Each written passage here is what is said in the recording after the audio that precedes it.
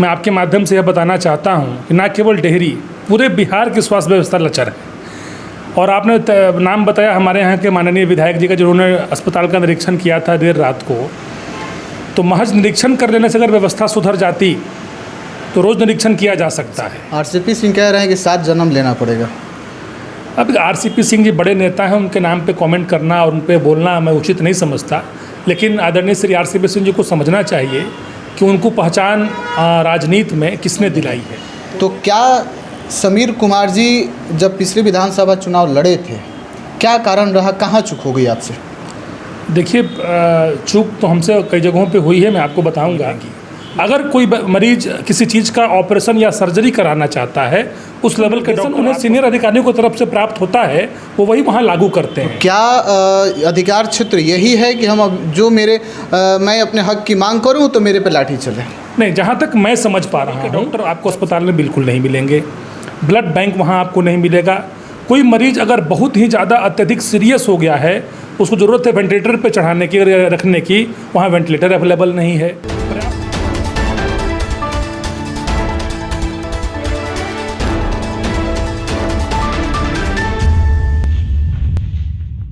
नमस्कार, news super 7 देख रहे हैं आप और मैं हूं कुमार हिमांशु। अभी मैं मौजूद हूं जिस शख्स के साथ, मैं उनकी पहचान आपको करा दूं। ये जन अधिकार पार्टी के पूर्व विधायक प्रत्याशी रह चुके हैं, जिनका नाम है समीर कुमार, और डेहरी विधानसभा से ये पूर्व प्रत्याशी भी रहे हैं विधानसभा के। और इन्होंने बड़े अच्छे तरीके से जो रस्माई स्पीक की थी पिछले विधानसभा चुनाव में। बहुत बहुत स्वागत है सर आपका। बहुत बहुत धन्यवाद आपका भी कि आपने अपना समय निकाला है कि आज हम हमसे बातचीत कर सकें। हम लोग आज कुछ डेहरी विधानसभा से संबंधित बातें हैं जिसके परिप्रेक्ष्य में आपसे बात करेंगे। चूँकि आप भी जनप्रतिनिधि हैं, अपने लोगों के साथ रहना, अपने विधानसभा के जितने भी लोग हैं उनसे आपका संपर्क होना और विधानसभा की वास्तविकता को जानने का कहीं ना कहीं आपके पास अच्छा खासा अनुभव प्राप्त है। तो सबसे पहले ये बता दीजिए कि डेहरी विधानसभा में जो वर्तमान स्थिति है डेहरी के स्वास्थ्य व्यवस्था की, क्योंकि कुछ दिन पहले ही हमारे चैनल ने भी वो खबर चलाई थी जिसमें जो माननीय विधायक हैं डेहरी विधानसभा के, उन्होंने रात्रि में औचक निरीक्षण किया था अस्पताल का और अस्पताल का जायज़ा लेते नजर आए थे। तो आपका क्या नज़रिया, इसके बारे में क्या कहना चाहेंगे? जैसा कि आपने सवाल पूछा है कि डेहरी की स्वास्थ्य व्यवस्था कैसी है, मैं आपके माध्यम से यह बताना चाहता हूँ कि न केवल डेहरी, पूरे बिहार की स्वास्थ्य व्यवस्था लचर है।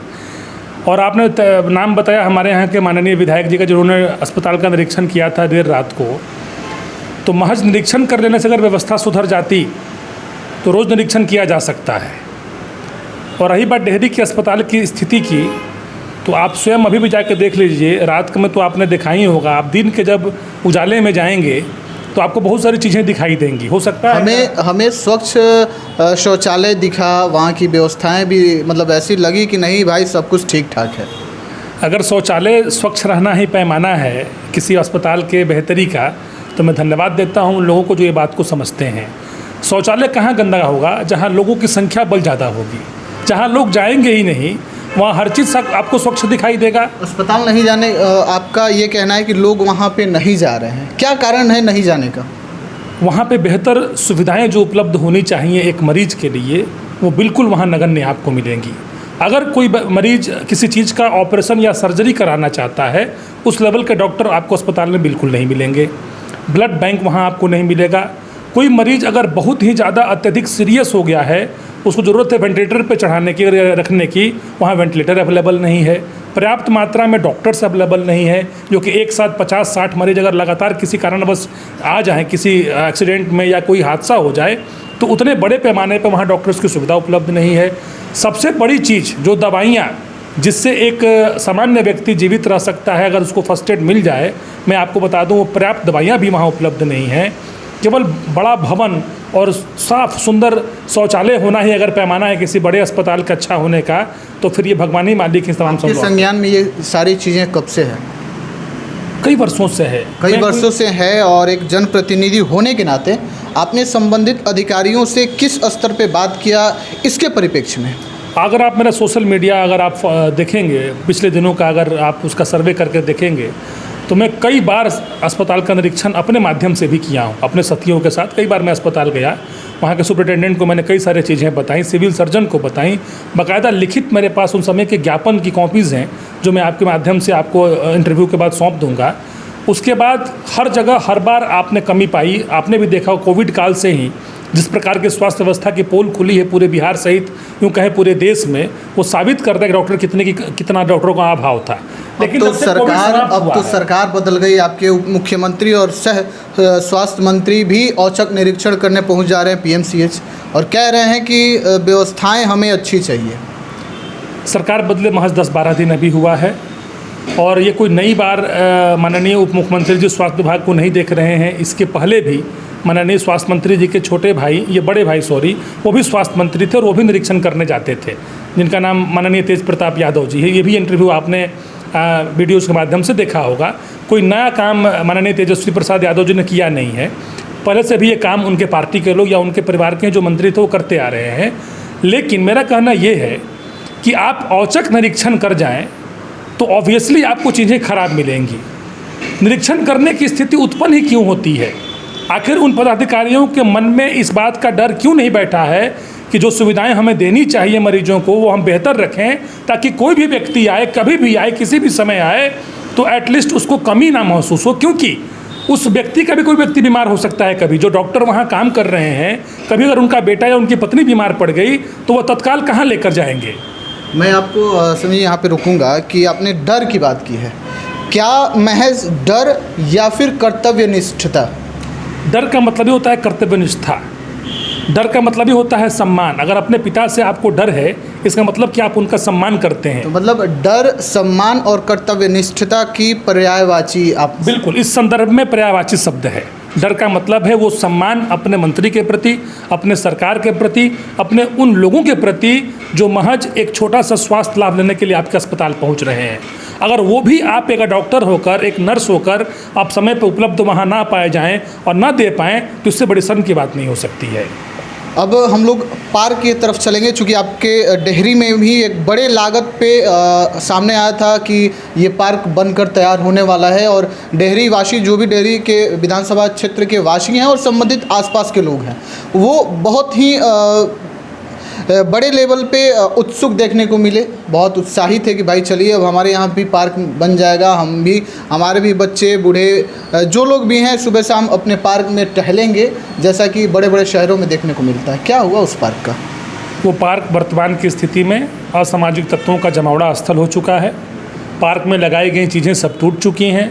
पार्क में अनवांटेड प्लांट्स उग चुके हैं, जिनके वजह से झाड़ियाँ काफ़ी बड़े पैमाने पर फैली हुई है। जिम्मेवार कौन है? जिम्मेवार वो प्रतिनिधि हैं जिन्होंने इस पार्क को पहले बनाने का शुरुआत किया था। आपको जानकर बड़ा दुख होगा कि जितनी राशि सरकार ने निर्गत की थी उस पार्क को बनाने के लिए, उस राशि बीच में ही ख़त्म कर डाली इन सभी ने। उनसे बाउंड्री वाल तक कंप्लीट नहीं हो पाया। सारा काम जैसे तैसे आधा अधूरा सिलापट लगाने के नाम पर इन लोगों ने किया कि कैसे भी मेरा नाम वहाँ फेमस हो जाए कि हमने पार्क को बनवाया है, हमने बहुत बड़ा तीर मार लिया है डेहरी में पार्क क्रिएट करके। और वहाँ आधे अधूरे काम पे इन्होंने उसका उद्घाटन कर दिया। उसके बाद जब इन लोगों से नहीं संभला तो नगर परिषद ने इस पार्क को वन विभाग को हैंडओवर कर दिया और उसके बाद से तो स्थिति और बदतर हो गई, जिसमें मैं लगातार प्रयास कर रहा हूँ कि चीज़ों को सुधारा जा सके। बिहार की जो राजनीति अभी देखने को मिल रही है, पप्पू यादव भी पिछली विधानसभा से बात करें या फिर वर्तमान समय की भी बात करें, अलग अलग जगहों पे वो ज़मीनी स्तर पे देखने को मिलते हैं कि यहाँ हादसा हो गया, वहाँ पहुँच जाना, किसी की मदद करना, और आप उनसे, उन्हीं के पार्टी से आपका भी संबंध है। तो क्या समीर कुमार जी जब पिछले विधानसभा चुनाव लड़े थे, क्या कारण रहा, कहाँ चूक हो गई आपसे? देखिए, चूक तो हमसे कई जगहों पे हुई है, मैं आपको बताऊंगा। लेकिन जिस हिसाब से चुनाव में रिजल्ट आया जन अधिकार पार्टी के सभी प्रत्याशियों का, ना केवल मेरा, हमारे पार्टी के सुप्रीमो सहित वो सारे प्रत्याशी चुनाव हारे जो विधानसभा में अपनी किस्मत को आजमा रहे थे। और हमने सबसे बड़ी चूक ये पाई कि हमारा जनाधार मजबूत नहीं था 2020 में जब हम विधानसभा का चुनाव लड़ रहे थे। और हमें ये लगा कि बिहार की जनता जिस प्रकार की महामारी फैली हुई है, उस महामारी में जिस प्रकार का जनसेवा हमारे नेता आदरणीय श्री पप्पू यादव जी ने बिहार की जनता और बिहार के बाहर की जनता के लिए किया है, उस सेवा भाव के नाम पर, या जो पटना में बाढ़ आई हुई थी और हमारे नेता ने मतलब एक यूँ कहें आप छाती भर तक के पानी, गंदे नाले के पानी में डूब कर लोगों की जो मदद करी थी, उस सेवा के नाम पर, और बिहार में कई वर्षों से लगातार सेवा करने के नाम पे आशीर्वाद के स्वरूप वोट जरूर देगी। लेकिन ये सफल नहीं हो पाया, कहीं ना कहीं इसमें किसी कारण बस हम लोग उनका विश्वास मत नहीं प्राप्त कर सके। सबसे बड़ी चूक मुझे यहाँ लगती है, जनाधार मजबूत नहीं था, यहाँ लगती है। और मुझे व्यक्तिगत ये लगता है कि हम सभी आवश्यकता से अधिक सीटों पे चुनाव लड़ चुके थे। एक तो संख्या बल पार्टी में नेताओं की कम थी, करीबन 150 से अधिक सीटों पे हम चुनाव लड़े थे, तो सारे जगहों पे हमारे नेता पहुंच नहीं पाए और हमारे कार्यकर्ताओं का बल नहीं मिल पाया, वैसे लोग चुनाव हारे। अगर हम कम सीटों पे लड़े होते, 10-12 सीटों पे अगर लड़े होते, मेरे समझ से, जो आप मेरे से ओपिनियन पूछ रहे हैं, तो हो सकता है कि हमारे नेताओं का, हमारे कार्यकर्ताओं का जो बल है इन 10 सीटों पे दिखता और स्थिति इतनी वर्स्ट नहीं होती। 10 में जरूर हम लोग 4-5 सीट तो जरूर जीत जाते। तो मुझे मूल कारण लगता है पार्टी का जनाधार कमज़ोर होना बिहार में। 2024 में बिहार के नीतीश कुमार जो मुख्यमंत्री हैं वर्तमान के, वो तमाम विपक्षी दलों को एकजुट करने में लगे हैं। अभी दिल्ली गए हुए थे, दिल्ली में भी अन्य पार्टियों से मिले, राहुल गांधी हो, केजरीवाल जी हो, और जितने भी लोग थे उनसे उन्होंने मिला। और इस परिप्रेक्ष्य में पप्पू यादव जी भी कहीं ना कहीं इस तरफ उनका झुकाव देखने को मिल रहा है। तो क्या प्लान है 2024 का? बिल्कुल, माननीय नीतीश कुमार जी को सबसे पहले बहुत बहुत बधाई और धन्यवाद कि वो बिहार के बाद देश की सेवा करने के लिए अग्रसर हुए हैं। तमाम विपक्षी दल के नेताओं से मिल रहे हैं, सबने उनका बहुत सम्मान भी किया, जिससे पूरे बिहार वासियों को गर्व है। हमारे बिहार के मुख्यमंत्री को सबने सम्मानित किया, वो मुख्यमंत्री का नहीं, पूरे बिहार के लोगों का सम्मान है। और हमारे नेता आदरणीय श्री पप्पू यादव जी लगातार जो नीतीश कुमार जी के समर्थन में अपनी बातें लोगों के बीच में रख रहे हैं, कहीं ना कहीं हम भी तो विपक्ष में ही हैं। और हम भी जो वर्तमान की जो सत्ता पक्ष की सरकार है, जिसने युवाओं से, यूँ कहे पूरे देश से झूठे और खोखले वादों के नाम पर 2 बार सरकार बनाकर जिस प्रकार छल किया है, इस सच से सब कोई मुक्ति चाहता है। और विपक्ष का एक छोटा हिस्सा होने के नाते भी हम भी चाहते हैं कि बिहार के मुख्यमंत्री आदरणीय श्री नीतीश कुमार जी देश के प्रधानमंत्री बनकर पूरे देश में जो बिहार की दशा और दिशा को उन्होंने ठीक करने का काम किया है, उसको पूरे देश में लागू करके पूरे देश की स्थिति को बदलें, ताकि इस खोखली झूठी सरकार से लोगों को निजात मिल सके। आरसीपी सिंह कह रहे हैं कि 7 जन्म लेना पड़ेगा। अब आरसीपी सिंह जी बड़े नेता हैं, उनके नाम पे कमेंट करना और उन पे बोलना मैं उचित नहीं समझता। लेकिन आदरणीय श्री आरसीपी सिंह जी को समझना चाहिए कि उनको पहचान राजनीति में किसने दिलाई है।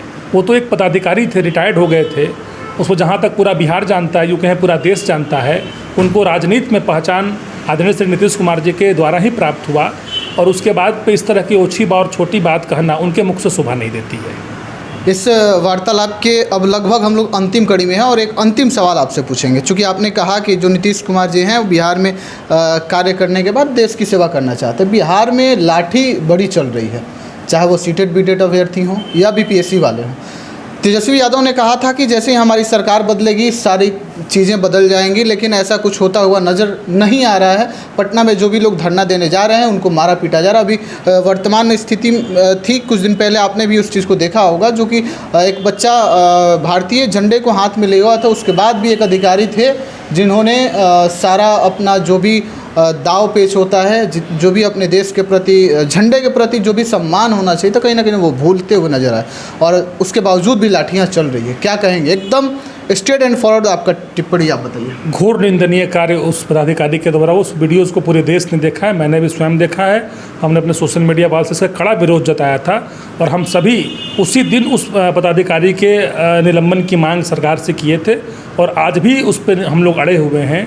और जिस भी व्यक्ति ने तिरंगे का अपमान किया, लाठियां बरसाईं उस युवक पर भी और तिरंगे पे भी, जबकि तिरंगा युवक बार बार अपने बचाव में ऊपर कर रहा था, बावजूद वो पदाधिकारी नहीं माने, तो बहुत ही निंदनीय और बिल्कुल अक्षम्य कार्य है। इसको क्षमा नहीं किया जा सकता।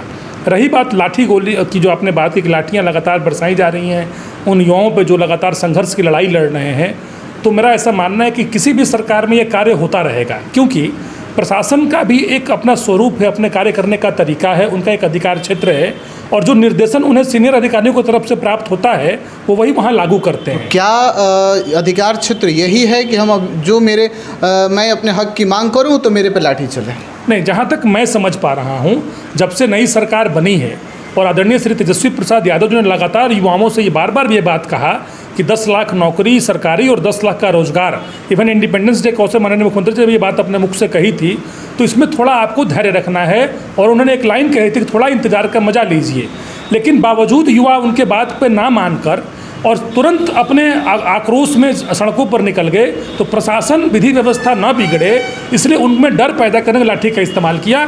उसमें कोई एक खास युवक को पदाधिकारी ने बेरहमी से पीटा, जिसकी पूरे विपक्ष ने घोर निंदा की, यूँ कहें सत्ता पक्ष ने भी घोर निंदा की। और ये व्यक्ति जो भी अगर इंसानियत के नाते अगर कोई व्यक्ति इस वीडियो को देखे, मुझे नहीं लगता कोई व्यक्ति पक्ष में हो या विपक्ष में हो, तिरंगे के अपमान में कोई व्यक्ति निगेटिव कमेंट नहीं करेगा।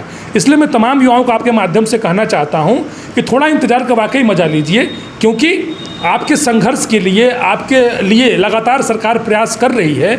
और मैं कोई प्रवक्ता नहीं हूँ आरजेडी का और जदयू का कि मैं ये बात बता रहा हूँ, मैं इसलिए कह रहा हूँ कि हर सरकार का एक स्वरूप होता है। नौकरी कब देनी है, कैसे देनी है, कैसे उसके अधिसूचना जारी करनी है, कब एग्जाम होना है, कब रिजल्ट आना है, उसमें थोड़ा वक्त लगता है। तो आप थोड़ा वक्त दीजिए, निश्चित आपके हित में कार्य होगा। बहुत बहुत धन्यवाद जो आपने अपना बहुमूल्य समय दिया और ये हमारे दर्शकों को और उन युवाओं को बताया कि वाकई में इंतज़ार का मजा लीजिए। बहुत बहुत धन्यवाद। बहुत बहुत धन्यवाद आपका भी। Thank you.